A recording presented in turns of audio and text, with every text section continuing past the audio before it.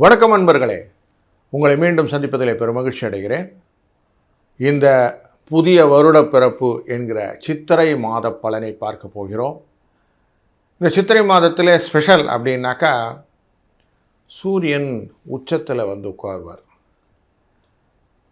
மேஷராசியிலே அவர் தன்னுடைய வலிமையை காட்டுவார். காலச்சக்கர புருஷத்தின் முதல் ராசி இல்லையா, அங்கே தன் வலிமையை காட்டக்கூடிய இடம். அது மட்டுமல்ல, காலச்சக்கர புருஷத்தின் 11வது இடத்துல சதய நட்சத்திரத்திலே சந்திர பகவான் அமர்கிறார். ஸோ அப்போ லாபத்துக்கு கொடுக்கக்கூடிய சூழ்நிலையும் காட்டுகிறது அப்படின்ருக்கு. கிரகங்கள் மூமெண்டெல்லாம் பார்க்கும்போது சுக்கிரன் சூரியன் சேர்ந்து மேஷராசியில் அமர்வார்கள். லக்னமாக ரிஷப லக்னம் அமைந்துவிடும் இந்த மாதம் பிறக்கும்போது. குரு 3ஆம் இடமான மிதுன ராசியிலே அமர்ந்திருப்பார் புனர்பூசம் என்கிற தன்னுடைய சுயசாரத்திலேயே. கேது மகம் என்கிற தன்னுடைய சுயசாரத்திலே அமர்ந்து கொள்வார் சிம்ம ராசியிலே.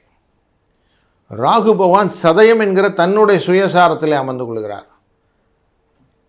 சந்திர பகவானும் சதயம் என்கிற சாரத்திலே வந்து அமர்கிறார்.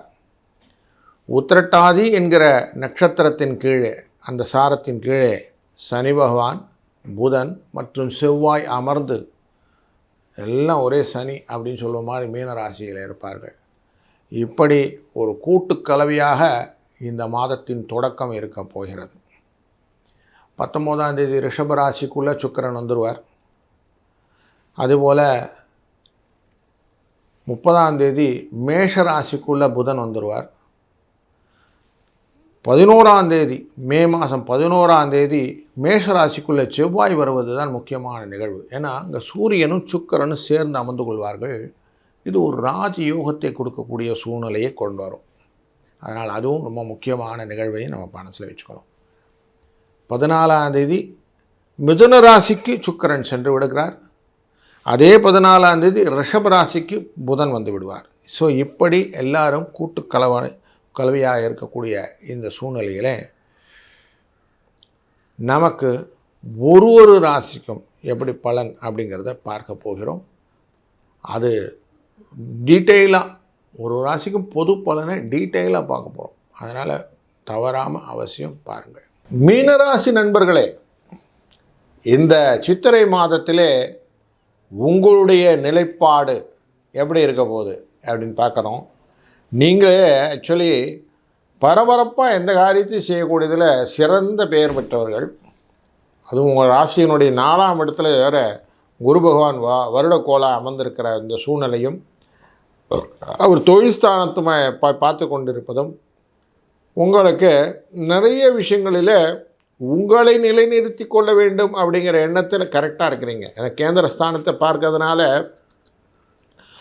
உங்களுக்கு யோகத்தை கொடுக்கக்கூடிய சூழ்நிலை இந்த குரு அனுகிரகத்தினால் கிடைத்து கொண்டிருக்கிறது. இப்படிப்பட்ட சூழ்நிலையில் உங்கள் ராசியினுடைய 6ஆம் இடத்துக்காரர் இந்த சூரிய பகவான் 2ஆம் இடமான குடும்பஸ்தானத்தில் வந்து உட்காண்டார். 2ஆம் இடத்துல குடும்ப தன வாக்குஸ்தானத்திலே சூரியன் உச்சம் பெறுவது அப்படிங்கிறது நல்லதா சார் அப்படின்னா, அவர் அங்கேருந்து 8ஆம் இடத்தை பார்க்க போகிறார், அஷ்டமஸ்தானத்தை பார்க்க போகிறார். அதனால் பண வரவுகளிலும் குடும்பத்தில் நிறைய செலவுகளை கொடுப்பார் அப்படின்னு தெரியுது. இதுதான் மனக்கவலையை கொடுக்கும்.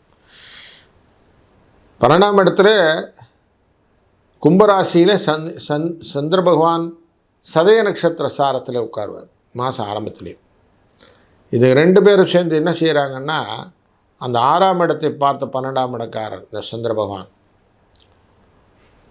அதே மாதிரி 8ஆம் இடத்தை பார்த்த சூரிய பகவான் அப்படிங்கிறது 2ஆம் இடத்துல இருக்கிறார். இதனால் குடும்பத்தில் நிறைய புதிய சிக்கல்களை உண்டாக்குவார். இருக்கிறது போராது இது வேறையா அப்படிங்கிற மாதிரி கொஞ்சம் மனதில் எக்ஸ்ட்ராவாக கொஞ்சம் குழப்பத்தை கொடுத்து அதுக்கப்புறம் தெளிவை கொடுப்பார். இதெல்லாம் சரி பண்ணுறதுக்கு வழி போயும்.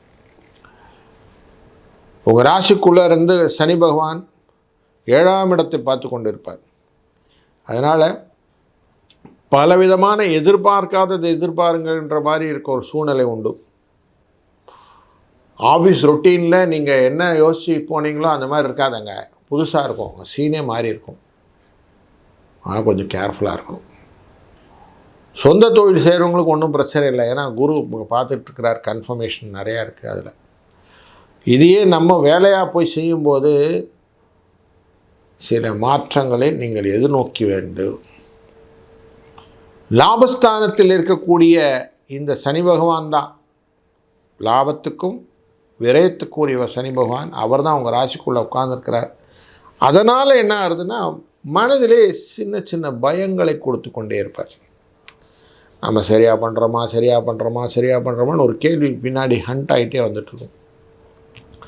அப்போ என்ன பண்ணுங்கள், இந்த மாதத்திலே காலையில் எழுந்துக்கிடுங்க, கொஞ்சம் ரிலாக்ஸாக, கொஞ்சம் மனதை கொஞ்சம் ரிலாக்ஸ் பண்ணிவிட்டு காரியங்களை தொடருங்கள். டெஃபினட்டாக உங்களால் சரியாக பண்ண முடியும். இந்த அவசர கதியில் அள்ளித்தளிக்கிறதுங்கிற விஷயத்தில் தான் பிரச்சனை வருது உங்களுக்கு. அதனால் நீங்கள் பிளான் பண்ணுங்கள், யோசிங்க, நிதானிங்க, அதுக்கப்புறம் எக்ஸிக்யூட் பண்ணுங்கள். இதுதான் இந்த மாதத்தில் நீங்கள் செய்யணும். அது இல்லாமல் உங்கள் பரபரப்பை எப்படியே காட்டிகிட்டே இருந்தீங்கன்னு வச்சுக்கோங்களேன், பிரச்சனையை தான் நிற்கும். மே 11 அன்று செவ்வாய் உங்கள் ராசியிலேருந்து 2ஆம் இடத்துக்கு போய் உட்கார்வார். அப்போது அடிஷ்னலாக சகோதர வழியிலே சில ஆரோக்கிய குறைபாடுகளை கேள்விப்பட வேண்டிய சூழ்நிலை உண்டு. அதனால் கொஞ்சம் கேர்ஃபுல்லாக இருந்துக்கிடுங்க. சுக்கிர பகவான் 2ஆம் இடத்தில் இருப்பது அப்படிங்கிறது உங்களுக்கு பண வரவை கொடுத்து விடும். சௌக்கியங்கள் பலவும் நல்லபடியாக நடக்கும். அதனால் அதெல்லாம் ஒன்றும் பிரச்சனை இல்லை. அஷ்டமத்துக்குரியவர் தான். அதனால் கொஞ்சம் இழுத்து பிடிச்சி காசு கிடச்சிடும், கவலைப்பட வேண்டாம். குருவின் பார்வை அஷ்டமஸ்தானத்தை பார்ப்பதனால எந்த காரியம் செஞ்சாலும் தைரியத்தோட முதல்ல தெய்வத்தை வணங்கி செய்ய ஆரம்பிங்க. சித்திரை மாத பிறப்பே உங்களுக்கு வருஷ பிறப்பு தான். அதனால் அவசியம் பூஜை பொருட்கள்லாம் செய்துவிட்டு அதுக்கப்புறம் காரியம் செய்வோம். தெய்வத்தின் அனுகிரகத்தை நிறைய வைத்து கொள்ளுங்கள். உங்களுக்கு ஏதாவது ஒன்று புரியலையா, உங்களுக்கு யார் குருவோ அவங்கள முதல்ல நினச்சிக்கிடுங்க. அவங்க தொழில் வகை குருவாக இருந்தாலும் சரி, ஆன்மீக வழி குருவாக இருந்தாலும் சரி, அவங்கள ஒரு நிமிஷம் மனசில் நினச்சி கொண்டு காரியங்கள் செய்யுங்க. உங்களுக்கு காரியங்கள் சித்தி ஆகும். இந்த ஒரு டெக்னிக்கை அழகாக யூஸ் பண்ணிக்கிடுங்க. இந்த மாதத்தில் 3 விதமான நாட்கள் உங்களுக்கு பலனுள்ள நாட்களை தருகிறேன். 1, 17ஆம் தேதி ஏப்ரல் அன்று அமாவாசை தான தர்மங்கள் செய்வது நல்லது. அதைத் தொடர்ந்து 19ஆம் தேதி அன்று அக்ஷய திருதி என்றும் தான தர்மங்கள் செய்வது நல்லது. இந்த தான தர்மங்கள் செய்து பணம் வருமே சார் எனக்கு அப்படின்னீங்கன்னா, ஏப்ரல் 30ஆம் தேதி நரசிம்ம ஜெயந்தி அன்று ரிண விமோச்சன மந்திரங்கள் அப்படின்னு சொல்லக்கூடிய மந்திரங்கள் தெரிந்தால் சொல்லுங்கள். இல்லைன்னா சுவாமிகிட்ட அந்த நரசிம்ம மூர்த்தியிடம் அபிஷேக ஆராதனைகள் செய்வது, இல்லைன்னா அர்ச்சனை செய்வது செஞ்சுட்டு, எனக்கு கடன் இல்லாமல், ஆரோக்கிய குறை இல்லாமல், வம்பு வழக்கு இல்லாமல் நல்லபடியாக என் வாழ்க்கை அமையணும்னு வேண்டிட்டு வாங்க. டெஃபினட்டாக உங்களுக்கு நல்ல விதத்திலும் வாழ்க்கையில் முன்னேற்றமான பாதையும் சீரான ஒரு முடிவு எடுக்கக்கூடிய திறமையும் உங்களுக்கு கிடைக்கும் அப்படிங்கிறது தெரிகிறது. அதனால் இந்த 30ஆம் தேதியை அவசியம் நீங்கள் பயன்படுத்தி கொள்ளுங்கள்.